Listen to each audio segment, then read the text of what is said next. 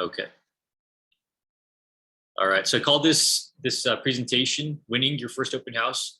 I thought about calling it "Surviving Your First Open House" or just your first open house. But I believe if you take the preparation advice that I'm giving in this class and apply it, that you'll have a very successful first open house.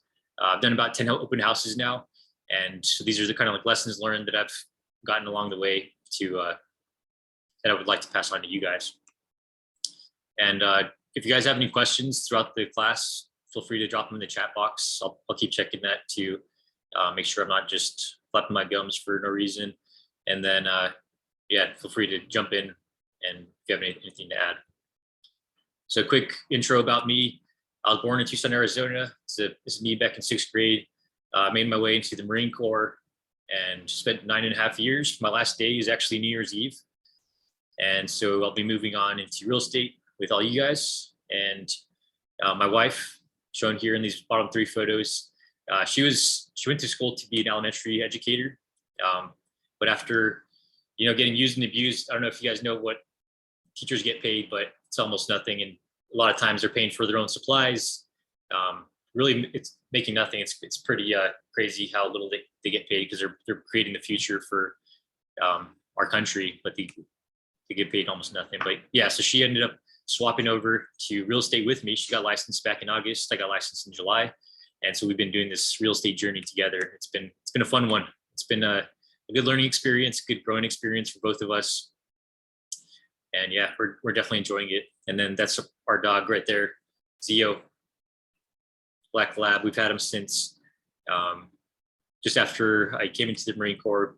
We got him in Pensacola, Florida. And so he's traveled around the country with us and crossed the ocean. And then these are just pictures from Hawaii. Alrighty, so this is not a rhetorical question. I want to see your guys' input. What is your individual purpose for sitting in open house when the time comes? Anyone? Lead generation. I would say lead generation.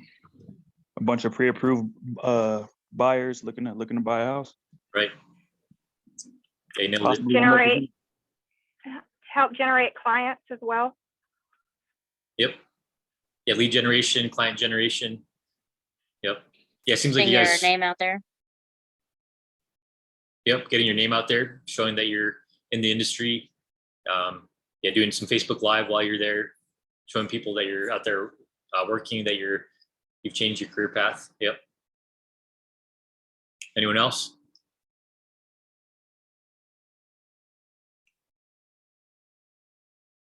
All right. Yeah, so you guys nailed it. Ultimately, the goal is to sell a house. Yes.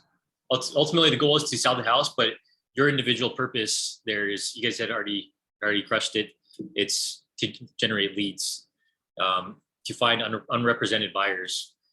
So the majority of people that show up to an open house will be represented. I would say probably 75%, at least in the 10 or so open houses that I've done.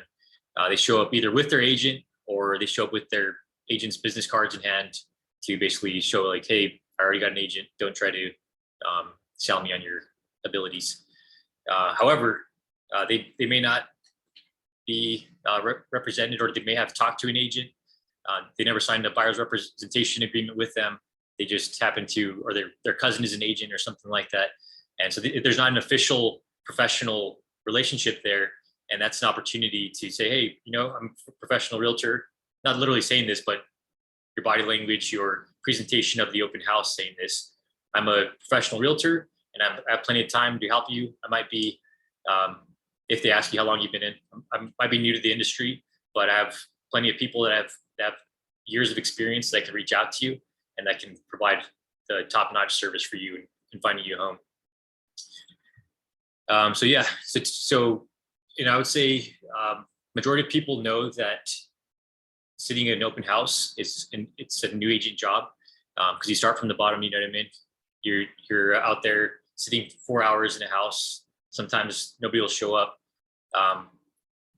and so that job is often passed on to the newer folks, unless it's like a house where the agent that's listing it is like the best friend of the person selling it, and they want to be there to talk about all the details and maximize how much value they get for the home. Most likely the listing agent will want to have someone else sit the open house.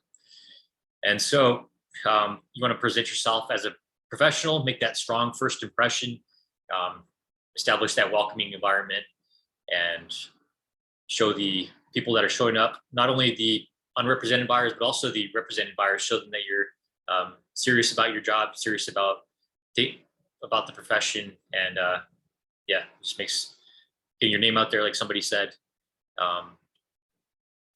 And yeah, getting popularity in your area.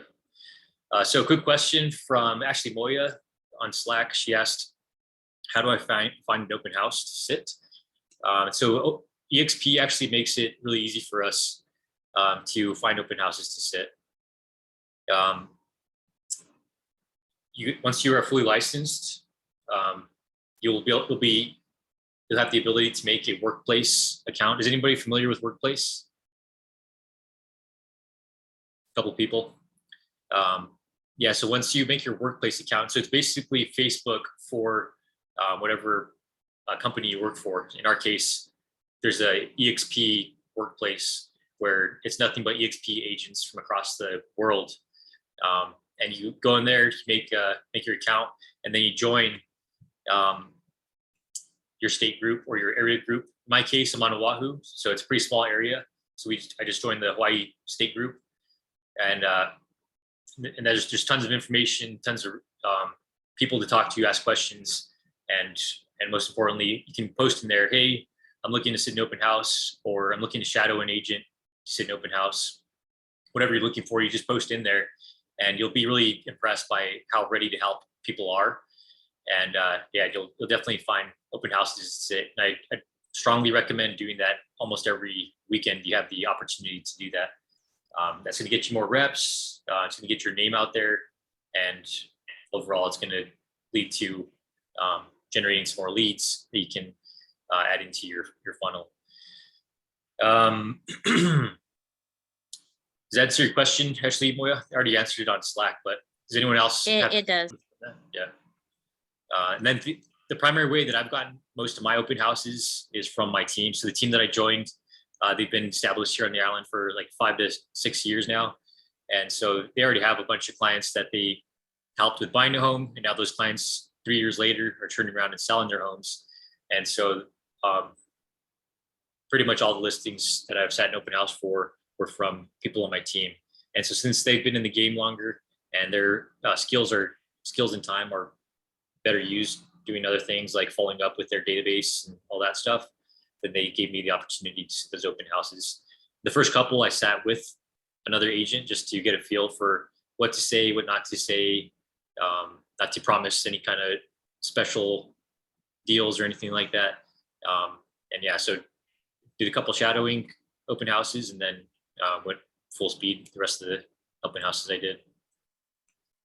All right, oops, next slide. So a few do's and don'ts and for the general flow of the open house. So like I've already said, you want to create a welcoming environment. You want to show up, turn all the lights on, open all the doors, open the blinds, depending on the area.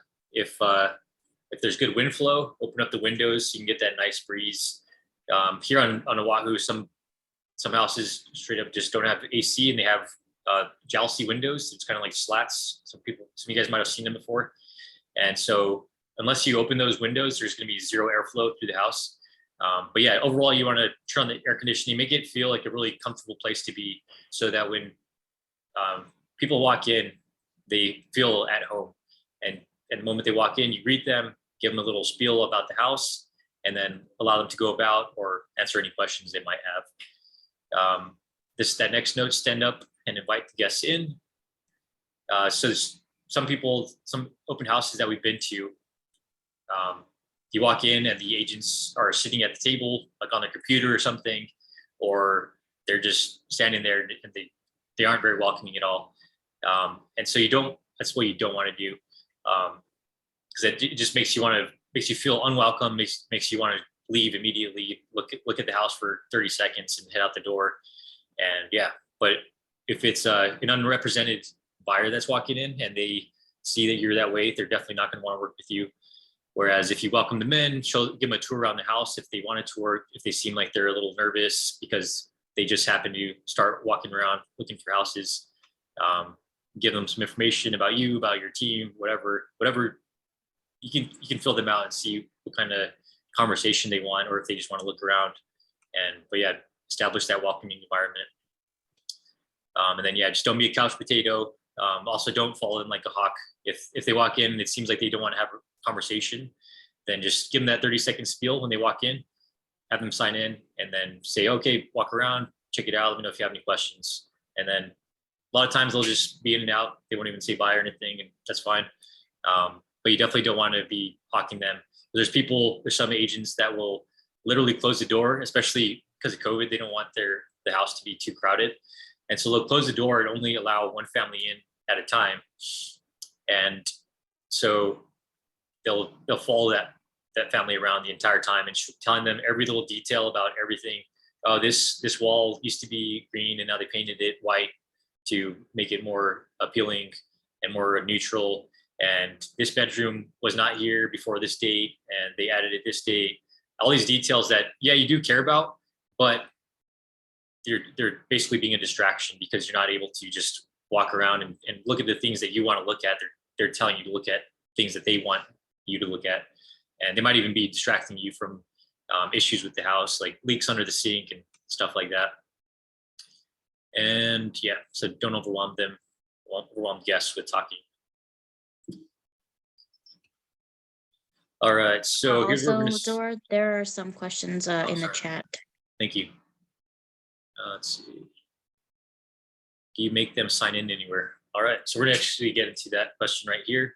Yes, as soon as they walk in. So I'll give you a sample entrance of when somebody walks into an open house that I'm doing. And so they walk in, hey, welcome, thank you for coming to this open house. Please sign in. Please put your email, phone number, and whether or not you have an agent. So this is a 2-bed, 2-bath condominium, 2 parking spots. One is covered, one is uncovered. It's just under 1,300 square feet. It's currently listed for $940,000 and has a homeowner association fee of $640, but it will be going up to $700 next year. But yeah, make yourself at home, take a look around, let me know if you have any questions. And so that's literally all I have to do. And then they go about their day or ask you questions from there. So yes, you do have a sign-in sheet when they walk in, and definitely direct them to sign it. If they're with their agent, the agent will just give you a business card, or the agent will sign in for them because the agent wants to protect them from people calling them and all that stuff. Yeah.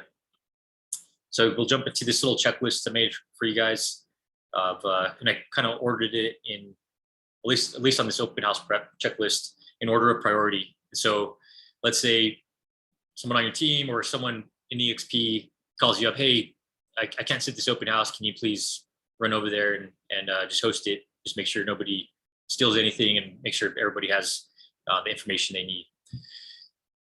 And so you're like, oh crap, I don't know anything about this house. Like, I don't want to walk in here and look like a weirdo. This is my first open house.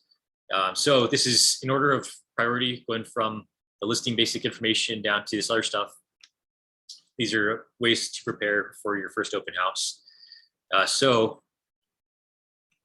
beginning with listing basic information, that's just kind of like that 30-second little rattle I gave you guys.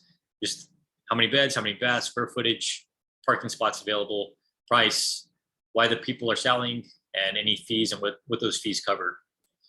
And so as long as you have that little package, you can literally memorize that as soon as you walk in the house.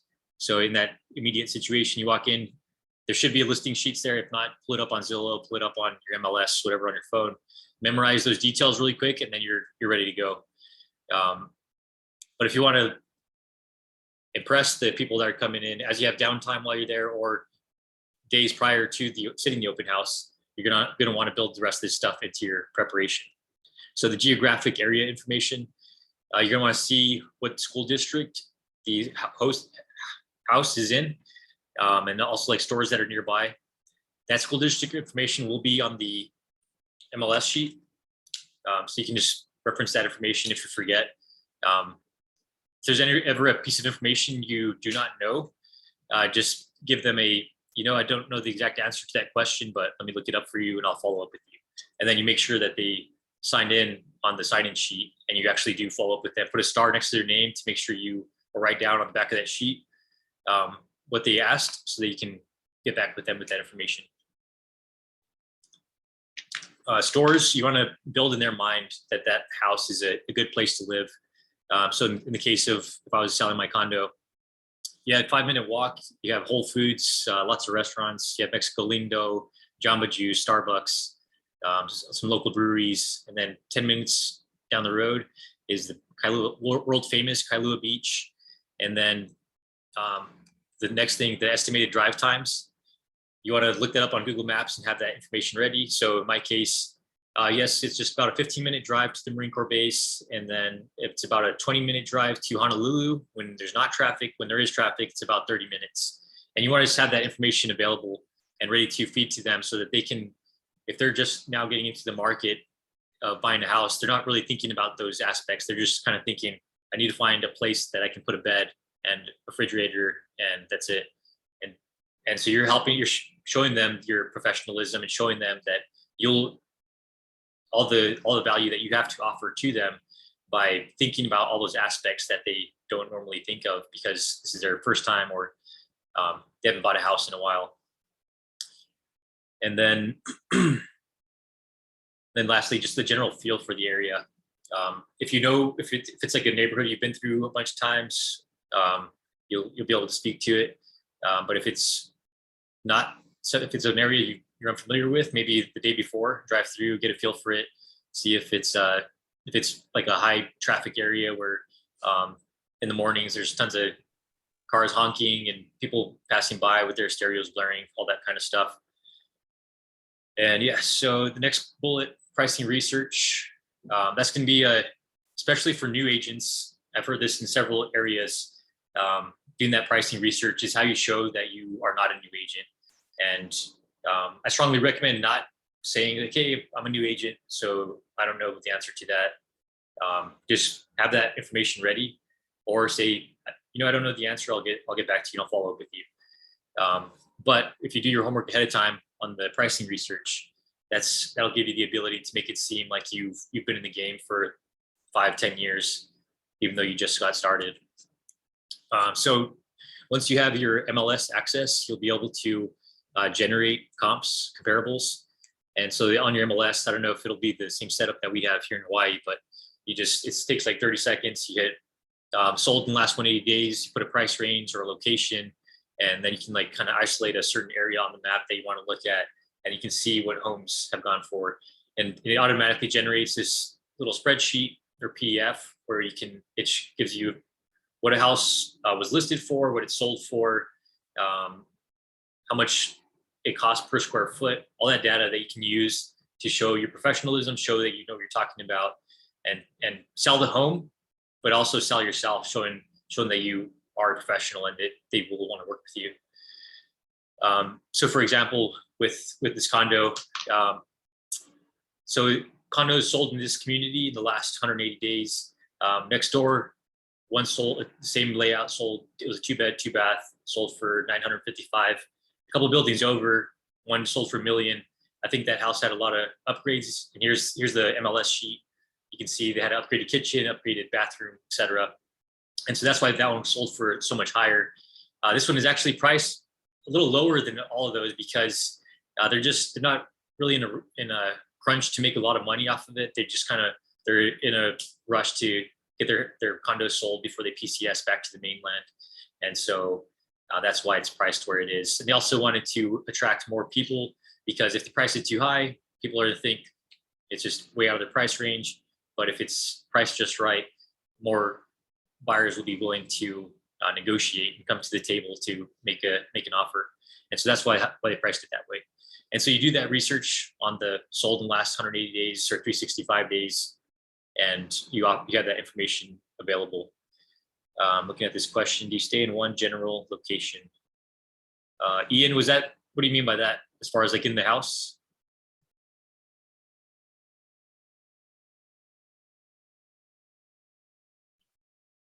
Ian? All right. As far as in the house, I usually stay at the front door. And yeah, because you want to be there to welcome people in. So it's not just this empty house that people walk into and they're like, oh, is anybody here? Knocking on the door. So yeah, if it's possible, have two people there. So you can have one person that's dedicated to standing at the front door at all times. But if not, then have some kind of like a doorbell or something that'll make noise and give you an indicator when someone walks in so that you can welcome them in. Or just put a sign on the door, hey, please wait until we welcome you in, something like that. Lots of different ways to skin it depending on the situation. Most places on this side of the island in Hawaii are really small. You can basically stand in the living room and you can see every bedroom and bathroom. And so it's not really a factor, but in some of the bigger houses, like in Texas and Oklahoma, stuff like that, you'll definitely want some kind of way to keep track of who's inside the house. All right. And then some extra information. My bad, yeah, my computer froze for a second. Yeah, I was just talking about it in the house, like just general location so people can be able to find you. Okay, sounds good. To answer your question? Yeah, thanks, man. All right. And then last bullet here, 5 to 10 year price changes. All right. I guess I skipped currently on the market. So you just want to say, all right, there's also some single family homes that are on the market, especially if it's an unrepresented buyer and they don't necessarily seem interested in the home that you're standing, the open house that you're standing. You might want to offer information like, oh, hey, yeah, there's actually a single family house down the street that just came on the market. Same size, except it has a yard because it's single family, but it's actually listed for 1.1 million. However, that HOA fee of $700 a month equates to about $150,000 worth of mortgage. So if you're to buy that house, you have about the same price for monthly expenses, but that extra $700 per month is going to be going towards your equity and paying off your loan instead of going towards the HOA, maintaining the building and cutting the grass.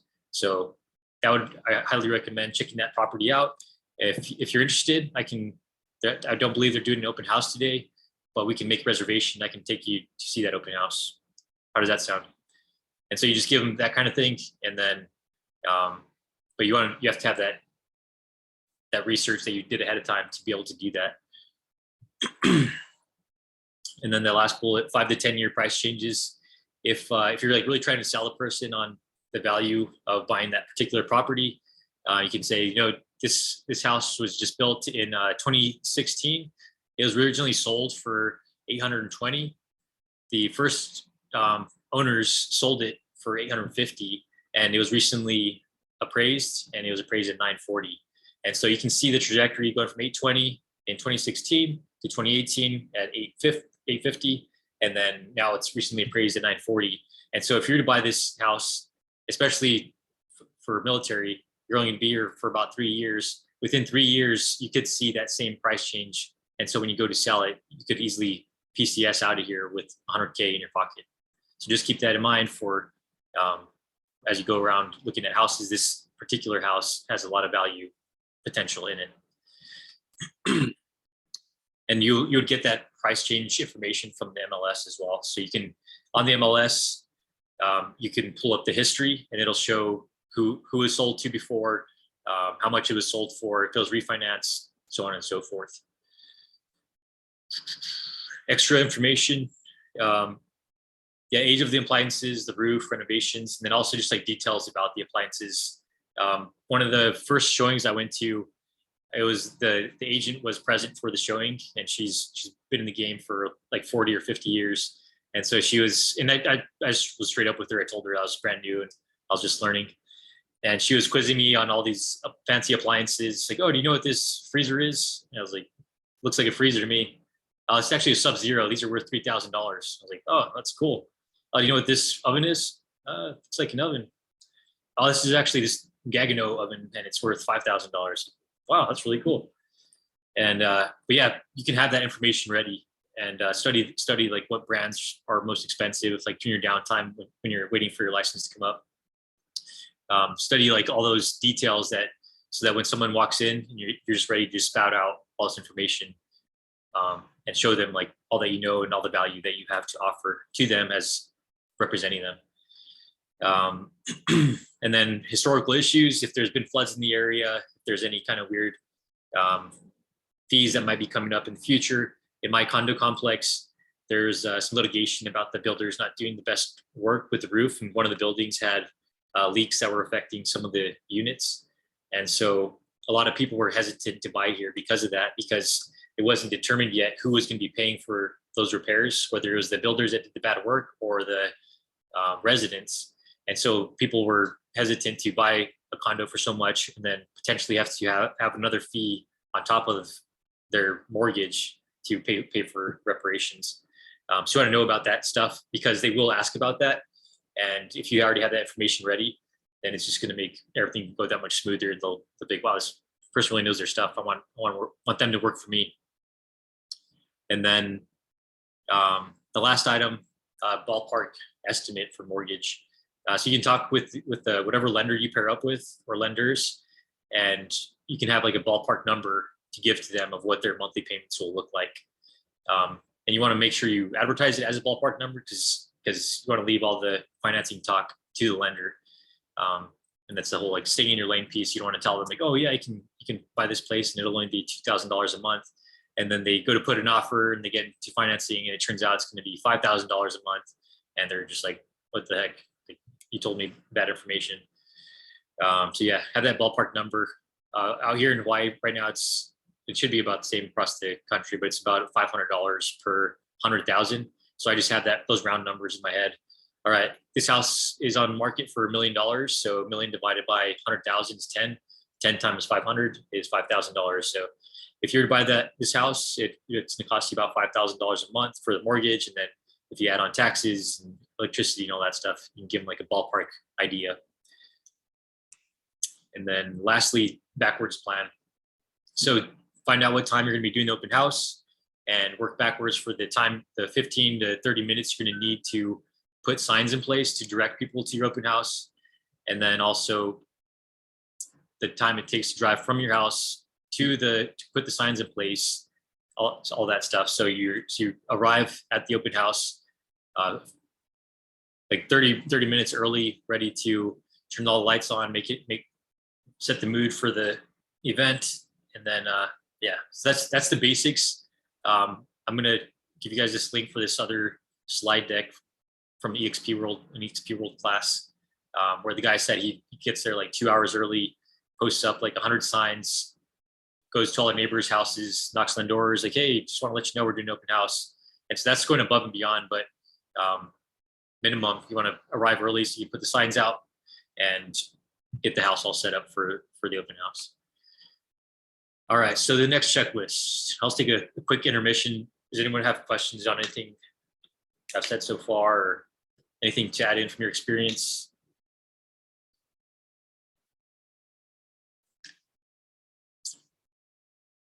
Nope. All right. So for the gear checklist, this is just some items to prepare for or to bring with you to have a successful open house. First one, this is more of a thing to do, but check the MLS open house hours. So on the website, it'll say whether or not they're having an open house and what time, what day. One of the open houses that I sat, the listing agent actually didn't put those details in on the website. And the only people that showed up were people that were in the neighborhood that saw the signs in the street. But had she put the time and date on there, we probably would have had, 20, 30 groups stop by, but instead we had maybe 4 families that stopped by. So definitely go on the MLS, go on Zillow, Trulia. MLS is the main place to get that information. That's where all the other websites will feed from. But make sure that what the public is seeing is what you want them to see, and that they're not going to be showing up an hour early because the website they looked at has the wrong information, stuff like that. But yeah, just confirm that the time is public and that people are going to show up because they see it online. Signs. So I talked about, you want to show up early, put those signs in place, make sure they make sense, make sure they're pointing in the right direction, and at places where the most traffic passes by. So when it's a Sunday afternoon, people are just getting done with going to the beach or getting out of church, whatever. They see that sign, like, oh, hey, let's go check out this house. We're kind of thinking about buying a house. Let's go see what's going on here.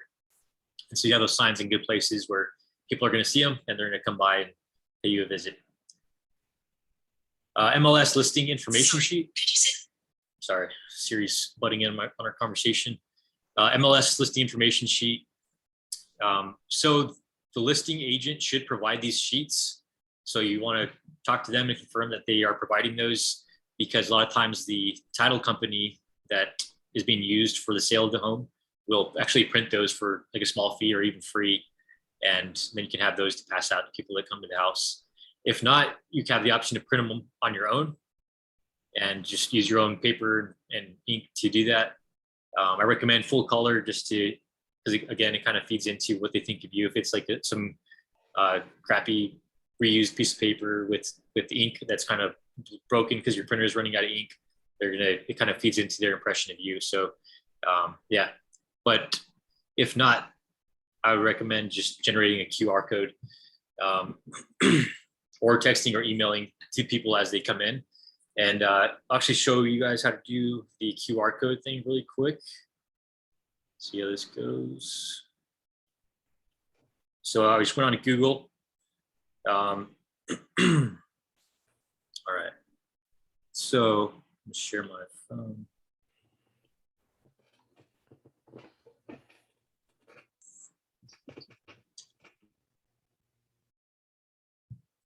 All right, you guys see my screen? All right, so first I went in Home Spotter. This is like the primary MLS app that we use that basically feeds directly from the MLS itself. So go to Home Spotter, pull up the address that I'm going to be posting the open house for, plug it in, pull that up, little share button in the corner. You do that, create the link, copy link. So I just Googled a QR code generator. I went down to the third link because that's the one I've used most often, qrcodegenerator.com. You pull it up, you drop the link in there, generate QR code. And now, if anybody scans that, you'll be able to pull it up. Anybody have their cell phone available that wants to give it a test? And so when Brian scans it, it'll pull up an MLS sheet that actually has my information at the bottom of the sheet, even though it's not my listing. And so that is just another way. Very good. It's just another way to get your information out there. Is that just showing you because you're the one who generated the QR? Yep. Yeah. And so that's what the MLS will do for you.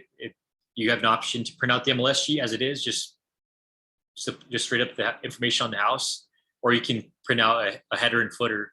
And that's what most agents do, especially for an open house, because they want, when they pass out that information sheet, they want the people that are coming to be able to reach back out to them and have all that information on there.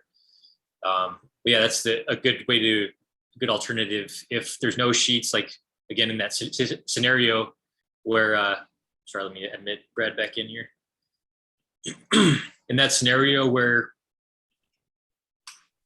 somebody just offered you the opportunity last minute, you can just boom, pull up the MLS information, throw that link in there, make a QR code. And then so as people come in, like, hey, we're trying to conserve paper. And so here's a QR code, or just, sorry, there's no information sheets. Here, scan this QR code, you can have all the information. And then they have information about the house right there in front of them on their phone, instead of some flimsy piece of paper that they're probably going to throw away. And they also have your information on there. And then, yeah, lastly, the other option is to put the share back up. The other option is to text or email them the MLS sheet. So most people will sign in and put all their information down. A lot of times, if they're just kind of being weird and they don't want to be bugged or whatever, they'll just like scribble in really sloppy handwriting, their name, phone number. You can't even read it. It's like, okay, thank you for not signing in. But here's an example of just like a template for making a sign-in sheet. And then you can just pull that up if they're asking for the information sheet, and then text it to them quick or email it to them. And then they have your phone number or email saved in their phone, and then it's easier for them to reach back out to you if they decide to want to work with you.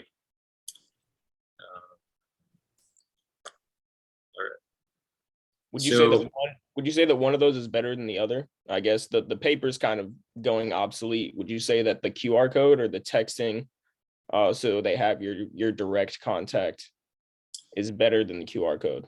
I would say text or email is better, because then if they scribbled their information on the sheet, now you actually have their information in your phone. But they might be hesitant to do that. So if they are hesitant, then offer the QR code as a backup. Okay. And then, because then they'll have your information on that sheet, but and so they can reach out to you if they want to, but there's no like tie of like, hey, I don't want you bugging me, and I don't want you having my phone number. Yeah. I think you're But weird. you can still provide them with the information. Then you'll still somewhat be, I guess, at the bottom of the QR code or at the bottom of the link when they click on it. Exactly. Yep. Your information will be there if they do want to reach out. So. Yep. And I just had one more quick question going on the open house. So when you do the open house, and you have like the times that the open house is being hosted, what would you do if you know two separate families show up at the same time? And you were saying you don't really want to have too many people in there, especially if there's only one person hosting it, one agent. How would you go about? Would you just kind of would you just help the first to show and just ask the second to wait until it's over, or how would you go about that? Yeah, I would just very politely ask whoever walked in second, ask them to just give the other family time to walk around. And then while they're standing there, that's your opportunity to tell them about the house. Like, oh, make sure when you're walking through the house, take a look at this renovation that they did here, or this new fan that they put up, whatever, 8 air conditioning units. Yeah, just politely. Yeah, if you don't mind, just please put your sign-in information here, and just give the other family a second to look through the home, and then you can walk about. Okay. Yeah. And if there is two agents there, I guess to better assist people if there is a bigger crowd. When you said that some people will show up with they already have a client, or excuse me, they already have an agent. And if they do that, what's your position when they showed you give them you introduce yourself, you give them the brief summary of the house, and answer any questions they have, but going on like showing the house, I guess, or do you just kind of let them, some clients will want to just walk around themselves, opposed to others will kind of want you there to answer any questions along the way, and in that case, would you walk around with them? Yeah, you'll fill it out. You'll know, like, if after you give them that 30-second spiel, they're asking you questions, or you tell them like, oh yeah, feel free to walk around, and then they start asking you questions, you can then kind of shift it into, let me give you a quick tour, and you can talk to them about all the details. Okay. Most of the time. What about like a situation where they want to do that, but you're the only host there? Then would you have to stay, or want to stay by the front door, and that's when you'd have the sign outside to alert other potential customers or clients? Yeah, I'd probably just close the door, and I would have that sheet ready saying, home is currently occupied, please wait for agent to welcome you in. Okay. That definitely goes into like the preparation, printing out that sheet instead of like scribbling it on a piece of paper. Yeah, exactly. Yeah. I feel like that'll just come with time. I was just curious to how you, with different scenarios, if you and somebody else are there, if you're there by yourself and have to juggle multiple people, how you would go about handling that type of situation. But yeah, it's always nice to have an extra person, but you can just kind of make do on your own if you don't have the help available. Yeah. All right. What else? So listing information sheet, like I said, and then sign-in sheet. I already showed you the example. At minimum, name, phone number, and email on that sheet. Sometimes people will put like, oh, what size house you're looking for, what price range, all that other stuff. But just put yourself in their shoes when they walk in.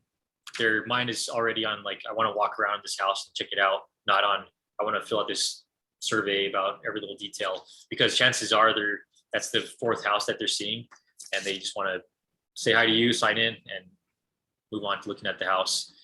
So just keep it simple, just name, phone number, email, and then lastly, whether or not they have an agent. The reason that's important, not just because it gives you an indicator like, hey, this person doesn't have an agent, I want to talk to them more. If they say yes on there, but they say no on there, thinking of this situation that happened to one of my friends. So the person circled no, and so the agent was talking to them. The open house agent ended up helping them buy a home. But it turned out that he was already working with one of the agents on my team. But so he was kind of frustrated. He called that agent like, hey, I was already working with this guy. Like, why did you steal him from me, basically? But where he went wrong is he should have had the buyer's representation form, which there's a standardized contract buyer's representation form. And I strongly recommend using those, because so when he called that agent, she was like, hey, I even have a copy of my signing sheet. He actually said, no, I don't have an agent. And so, no, I did not steal him from you. He said he wasn't represented by anybody. So I'm sorry that he lied to you, but he's now my client, and there's no other questions about it. Because I haven't encountered a situation like that, but yeah, definitely strongly recommend using the buyer's representation contract.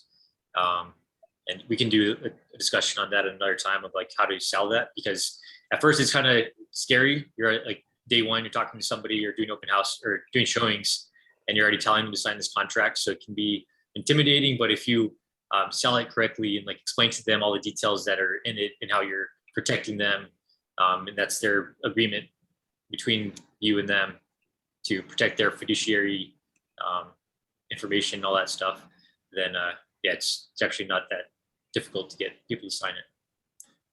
So who got the commission on that? The showing agent, the other agent? Sorry, Jeanette, you said the commission information on that sheet? Yeah, so yeah, who would have got the commission on the sale of that house? The showing agent who sold the house to him, or his actual agent who thought he was taken from her? Who got the commission? The agent who was sitting the open house and won that buyer, because she actually got the client to sign a buyer's rep, and she also had the documentation showing that he didn't have an agent. So yeah, definitely keep that in mind. You don't want to be running around town showing all kinds of houses, meeting up with them, having lunch, and then you don't talk to them for a week and all of a sudden they're in contract with another agent. Just don't let that happen to you. Was that able to happen because they didn't sign an official contract with the first agent, is what it was? Right. Or did they have like an open? Okay. Yeah. Gotcha. Yeah, because they hadn't signed a contract with the other agent. They're just like, oh, this person is just a very helpful person. I don't have any kind of professional agreement with them. Okay. So, yeah, they felt the freedom to go about. It was implied. It just wasn't official. Okay. And then lastly, I'd probably actually move this Bluetooth speaker thing to the top, because that'll really help with setting the mood for the open house that you're doing. So just get like a Bose Bluetooth speaker or whatever. Or if there's a TV there, if you forgot the speaker, put some music on to just kind of set the mood for the house and just make it feel more welcoming.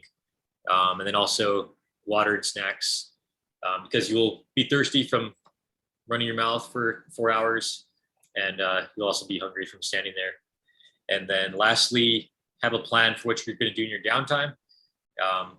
So like whenever there's downtime when I'm sitting in open house, I'll either film the open house and then like save that video for later so that I can show it to people. Like I'll upload it to my Google Photos account, and I can send them a link and they can download like the high quality video, see what it looks like, or do like a Facebook Live. I tried that for the first time a few weeks ago. I recommend practicing Facebook Live before you do it for the first time. because I was on there just like waiting to see like the names popping up of who's coming in. It's like, oh, hey, welcome, German Lira. But it just wasn't working out. And so I was just staring there into the camera like a weirdo. But yeah, practice, do all that social media stuff, make a TikTok. Oh, hey, I'm here at this open house. Come check it out. Here's the address, or hit me up for the address, that kind of thing. But have a plan for what you're going to do with that time, because if only 4 people show up, four separate families show up in that 4-hour period, you're going to have at least 3.5 hours of downtime, and so you can use that to your advantage in like marketing yourself or marketing at home, catching up on emails, etc. Reading a book. A book I strongly recommend is Sell or Be Sold, Grant Cardone. It has some good techniques and stuff. He's a little bit of a wild guy, but I definitely enjoy listening to his podcast and reading his books. All right. So as I said, I'll post this slide deck with this link, and it has the class that was given by some agent. I think he's like in Idaho or Ohio or something like that. But it was a really good class about doing an open house and pulling out all the bells and whistles. So if you get all this basic information down and it seems too easy, click through that slide deck and see what else you can add on to your open house package. And then just advice for lead generation that you can do right now, not really related to open house. So one good idea that I got from another agent was to just go through your contacts in your phone, literally from A to Z or Z to A. And you don't have to be licensed to do this. You can just call them and be like, hey, just catching up. How's life going? Oh yeah, you're still back in hometown or whatever. Or, oh, you just PCS, cool. Yeah. Not much new with me. I'm just getting out of the military and doing this internship, or I'm starting my real estate business. Just catching up. It doesn't have to be, hey, I saw you just move back home, or you gonna buy a house. It can be just making conversation, and because naturally it'll come up that you are now in the real estate business, and now you're going to become in their mind, oh, that's my friend George, that's the realtor. And so next time somebody's mentions that they're buying a house, like, oh yeah, actually no realtor. Here's information. He's a good dude, or she's a really cool girl. And so yeah, strongly recommend doing that. You can start now.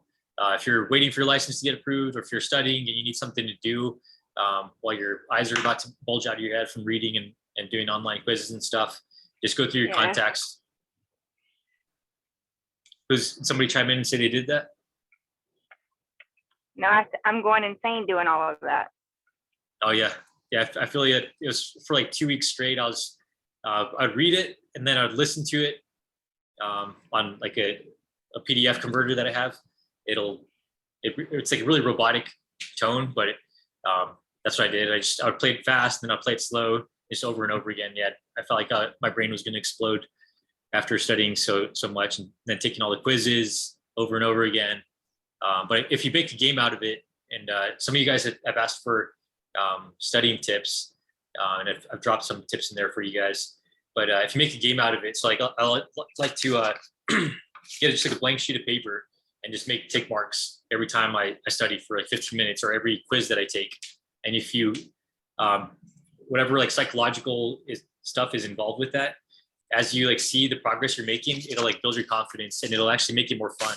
And then you can, once you kind of get the hang of that, you can time yourself. Like, all right, I'm going to do this quiz. The first time I took it took 4 hours, and now I'm going to try to do it in 3 hours. And you just make a game of it and keep track of your time. And so you'll see that progress, and it'll kind of motivate you to keep going, instead of just not really putting a time frame on completing that practice quiz that's not timed. And then you just let it drag on. You get distracted because someone text messages you, or you want to check social media for a break. And then that 10-minute break turns into a 2-hour social media scrolling session. And then this last picture I threw in here, something so actually got a lead from I joined a bunch of Facebook groups of stuff that I'm interested in doing. So I like doing a lot of hikes around Hawaii.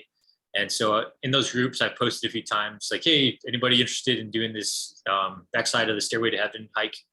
It's also this picture here.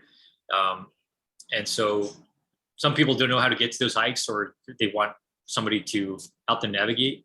And so I go with people on those hikes, and then just like with following up with your contacts or catching up with your old friends, you're just talking to them like, oh, hey, what do you do for work? Oh, I'm a scuba diver instructor or whatever.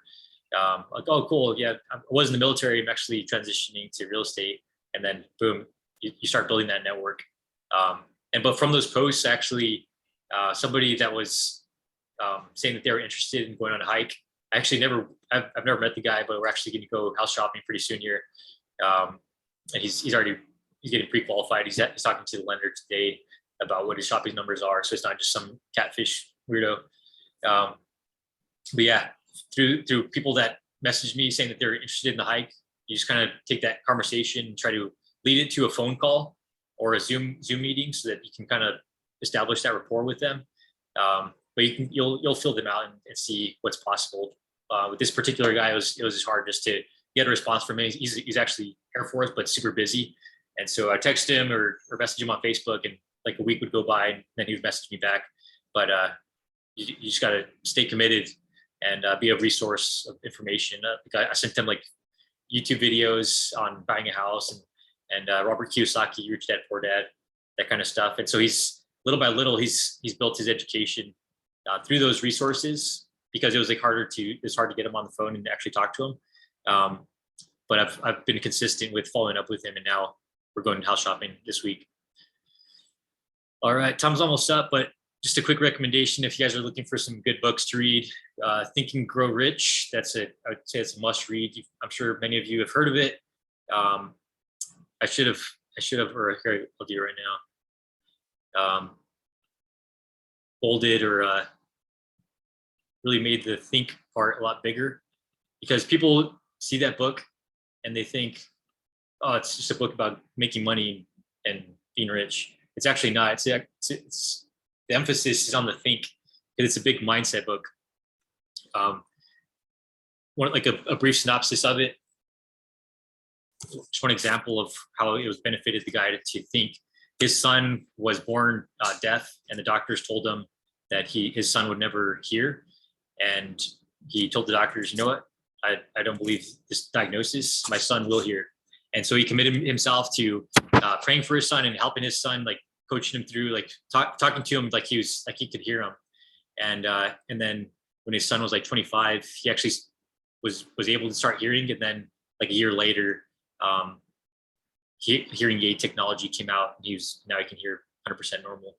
But had he just been like, oh yeah, doctor knows what he's talking about, he's never going to hear, and just thrown the towel in, his son would have never had that opportunity.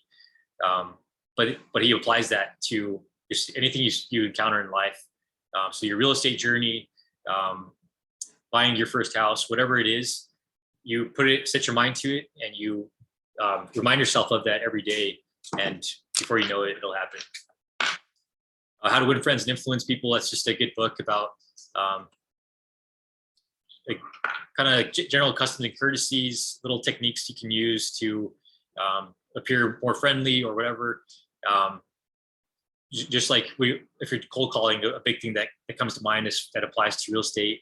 When you're cold calling, if you put a smile on your face, it'll naturally make you sound more friendly. And so like, hey, good morning, guys. Welcome to this Zoom meeting. Hope you guys are having a wonderful day. And so you can hear the difference in my voice just by me smiling, as opposed to me just using my normal face. But that's one of the tips that I got from that book. But it has a bunch of other stuff, and one of the funny stories in there is after this seminar that this guy hosts, one of the people comes up to him and basically says like, so how do I maximize my money out of applying these skills? Or like he had a very selfish mindset is basically what the author is getting at. And but the important part of applying all those skills is like you actually have to want to make a difference in people's lives for it to be a sincere interaction, and not just hey, you want to buy a house? Yeah, I'll help you get a great deal. You have to actually want to make a difference in that person's life. And then lastly, Work by Referral. An old school realtor, Brian Buffini, just a book about building those relationships with everybody and you get to the point where all your sales are from people's, like, hey, yeah, I heard about George. He's a great realtor. Here's his name. And all your leads come from people you have worked with in the past. So that's all I've got. Any questions from anybody? Sorry, I was gonna ask if you're gonna place this in the in Slack for us so that we can review it. Yep. Yeah, I'll put it in there, especially the link for the other slides and yeah, the checklists. I think you had a few questions someone asked in the chat. I'm not sure if they got answered. Thank you. So do you find that you receive more leads, clients through open houses or from online? I would say from online, but you can, so if you're asking that as far as like where do you focus your time, you can do both. Like you go to the open house and you're gonna have downtime when there's people not there. And so you can use that downtime to go online and do whatever type of social media lead generation that you're doing online. But yeah, for the most part, we had one lead that came in from an open house, and it was like our second or third open house that we did. And we actually got right up to getting them in contract, and then I guess we should have done a better job with educating them, but they kind of freaked out and thought it was going to be too expensive, and so they ended up canceling that offer. And yeah, but yeah, I would say I've generated more leads from online sources, but the team that I'm on, they have a different well-established social media lead generation. So that's the reason why I've gotten a lot more leads from online. The next question, what is the most effective way to advertise upcoming open house? Are there certain places online or via newspaper? I would say the most effective is probably just word of mouth. I haven't done it yet, but I do intend to do it in the near future.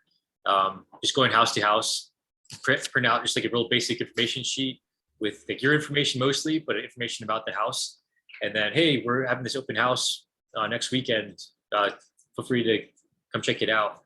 And in this slide deck that I'm gonna send you guys, there's scripts for how to do that and for the other stuff that we talked about. But yeah, just, hey, yeah, your neighbor is selling their house. I'm going to be posting their open house. Feel free to stop by. And oh, by the way, are you at all interested in selling your house? There's stuff like that, and just going through the neighborhood, posting up those flyers, and then on social media, just putting it out there, getting in those groups. There's tons of Facebook groups about upcoming listings or buying a house in whatever town. You join those groups and post it out there because everyone lives on social media. So yeah, definitely do that. All right. I got one more question. So you're hosting an open house looking for an unrepresented buyer to try to have him as your client.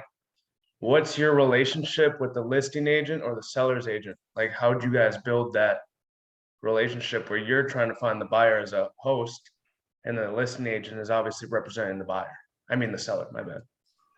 So 99% chance it's going to be the same brokerage. So it'll be a dual agency. And so with EXP, with us, it's really not a big deal because they're like reformatting the way representation is done because EXP is getting so big. And so the listing agent, as long as they're not on your team, it's really not a big deal. It's like if they're from a different brokerage, but as far as the relation, if they are from a different brokerage, let's say that case, you're really just, they might want like a 20% or a 30% referral from that commission, or they might just give you the full 100%. Would that be considered like a sub agent then, since you're working with the same brokerage, or no? No, it would just be if you're just completely representing the buyer, the commission. It might seem like sub agency, but it's really just that they're just getting a piece of the cut if they want that for allowing you to sit their open house. But for the most part, it'll just be like you're just separate. Like you represented them and happened to bring them to the open house. It'd be kind of treated that way. Yeah. Because I know in Florida you can't, obviously, probably most states you can't represent the buyer and the seller. That would be so. Okay, it's the same brokerage, not on the same team, different representatives. That makes sense. Yeah, over here they call it dual agency, where the buyer and selling side are being represented by the same brokerage. Okay. Thank you. All right. Well, thank you everybody for attending this class. I hope it was useful information for you guys. I'll stick around a little bit longer, but you're welcome to go about your day. Let me know if you have any questions about studying techniques or doing your first showing or open house or just anything that comes up. Feel free to reach out to me. All right. Merry Christmas. Merry Christmas, everybody. I did have a quick question about studying. Mhm. I'm at the cusp, and I've taken all the. I got the finals done. I guess the national and state. I just have to take the actual final now, and I've been doing the prep edge and whatnot, and just reading over notes. Do you have any additional sources? I've been listening to Prep Agent as well, some of his podcasts and stuff like that, watching videos. Just wanted to get some insight on any additional resources that might be, valuable for. You said you're doing practice quizzes, right? Yeah, What app or website is that? it's on. I'm doing the CE shop, so it's online. So I guess I got like the biggest bundle you could get. So it came with like the practice quizzes at the end, and then like an additional practice resource. It's called like Prep Agent or Prep Edge, excuse me, which is, I guess, is their like study practice curriculum that they have additional to the actual course that I have to take. Yeah. So I've been using that, and that works. But it says the practice tests. The practice tests, I just did them enough times to where I passed them, like the pre-finals. But I'm afraid, I'm not sure. I don't really understand. But if I retake it, will it base it off of the score that I get the next time, or the score that I originally passed it with? Which it really doesn't matter, because you want to take it enough times that you feel comfortable passing it each time. But I've just kind of been focusing on Prep Edge now that I've completed the pre-finals. Yeah. Does CE, are they the ones that facilitate your test, your like actual exam? Yeah. No. So my actual exam, it's like here in Georgia, it's like I can do online proctoring. So I'll schedule the final, and then it's like online, and I'm not sure exactly how it works. But I guess the general gist would be like I show them around the room and whatnot, and then they watch me. That's what I take did. the test online. So I got a question for Brian. So did you take the final test on the CE shop to get your certification? Yeah, so I haven't even taken the final. I haven't taken the final on the CE shop. I'm ready to take Okay. I'm up to the point of taking the final. I'm just trying to wait until I feel 100% comfortable. So I'm just like repetitively. I did 4 practice exams, and I missed like 8 wrong on all 4 attempts. I Yeah. take the final test for the CE, threw me off, just whole different questions. And I was like, oh, I just started to cringe a little bit. And it took me quite a while, but I ended up getting 92. Oh no, I was like 88%, somewhere around there. So obviously you'll get that cert with the CE once you take that final. Okay. And then once you get approved